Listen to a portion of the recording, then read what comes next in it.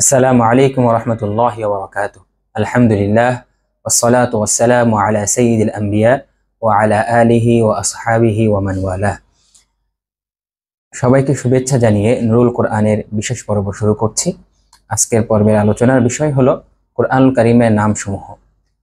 আল্লামা আবুল মাআলি রাহমাতুল্লাহি আলাইহি, যিনি 495 হিজরিতে ইন্তেকাল করেছেন, তিনি তার কিতাব আল বুরহান ফি মুশকিলাতিল কোরআন এই কিতাবের মধ্যে উল্লেখ করেছেন কোরআনুল কারীমের প্রায় 55-এর অধিক নাম রয়েছে।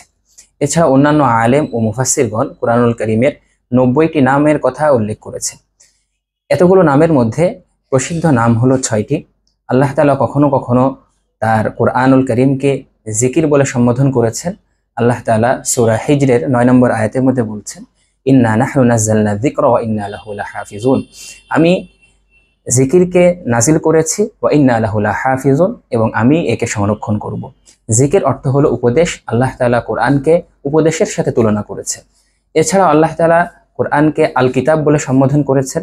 আল্লাহ তাআলা সূরা বাকারার 2 নম্বর আয়াতের মধ্যে বলেছেন, যালিকাল কিতাবু লা রাইবা ফি, ওই কিতাবের মধ্যে কোনো প্রকার সন্দেহ নেই।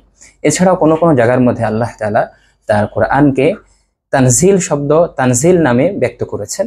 আল্লাহ তাআলা সূরা হাক্কর 42 নম্বর আয়াতের মধ্যে বলছেন, তানজিলুম মির রাব্বিল আলামিন। আল্লাহ তাআলা কোরআনের বিভিন্ন বিষয় বর্ণনা করছিলেন। আল্লাহ তাআলা বলছিলেন যে এটা কবিদের কথা নয়, এটা কোনো গণকের উক্তিও নয়। তানজিলুম মির রাব্বিল আলামিন, এটা মহান স্রষ্টা সমস্ত জাহানের প্রতিপালকের পক্ষ থেকে নাজিলকৃত। তানজিল অর্থ হলো নাজিলকৃত।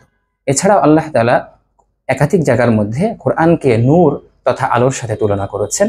আল্লাহ তাআলা সূরা নিসার 174 নম্বর আয়াতের মধ্যে আল্লাহ তাআলা বলেন, ইয়া আইয়ুহান নাস ক্বাদ জাআকুম বুরহানুম মির রাব্বিকুম ওয়া আনজালনা ইলাইকুম নূরাম মুবিনা।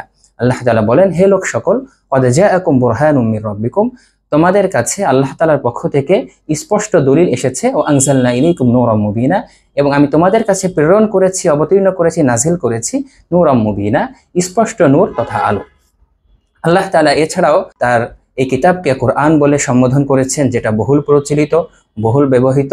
আল্লাহ তাআলা সূরা বুরুজের শেষের দিকে আল্লাহ তাআলা বলেন, বাল হুয়া কুরআনুম মাজিদ, সেটি হলো মহিমান্বিত কোরআন, ফি লাওহে মাহফুজ, যা লাওহে মাহফুজের মধ্যে লিপিবদ্ধ রয়েছে। এছাড়াও আল্লাহ তাআলা অন্যান্য আয়াতের মধ্যে বলেছেন, ইন্না আলাইনা জামআহু ওয়া কুরআনা। কোরআন শব্দের অর্থ হলো যে এমন কিতাব যা বারবার পড়া হয়। ইন্না আলাইনা জামআহু ওয়া কুরআনা, আল্লাহ তাআলা বলেছেন, আমি এই কোরআনকে একত্র করেছি ওয়া কুরআনা, এবং এটা পড়ার দায়িত্ব আমার। এছাড়াও কোরআনকে কোরআন বলে নামকরণ করার একটা অন্যতম কারণ হলো যে কাফেররা এই কিতাবকে কোরআন বলে সম্বোধন করেছিল। আল্লাহ তাআলা বলেন যে কাফেররা বলতো, লা তাসমাউ লিহাযাল কুরআনি, তোমরা এই কোরআনকে শুনো না। কাফেররা যেহেতু এই কিতাবকে আল্লাহ রাসূল সাল্লাল্লাহু আলাইহি ওয়াসাল্লামের প্রেরিত নাজিলকৃত এই কিতাবকে কোরআন বলে সম্বোধন করেছেন, এবং কোরআন অর্থ বারবার পড়া, এবং এই কোরআনকে নসিহাত গ্রহণ করার জন্য, এই কোরআন থেকে দিক নির্দেশনা গ্রহণ করার জন্য বারবার পড়া হবে, এই জন্য এই কোরআনকে কোরআন বলে নামকরণ করা হয়েছে। এছাড়া কোরআনের আরেকটি নাম হলো ফুরকান। ফুরকান অর্থ হলো পার্থক্যকারী, অর্থাৎ হক বাতিল ও সত্য মিথ্যার মধ্যে পার্থক্যকারী।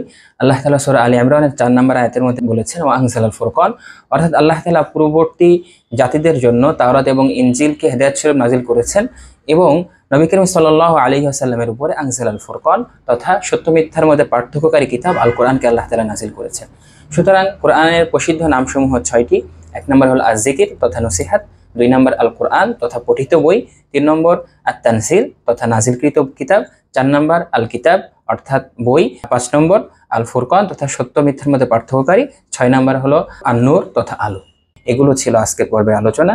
সবাইকে শুভেচ্ছা। আসসালামু আলাইকুম ওয়া রাহমাতুল্লাহি ওয়া বারাকাতুহু।